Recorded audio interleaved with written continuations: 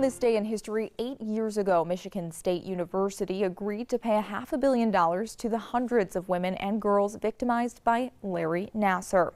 Michigan State was accused of ignoring or dismissing complaints about Nassar.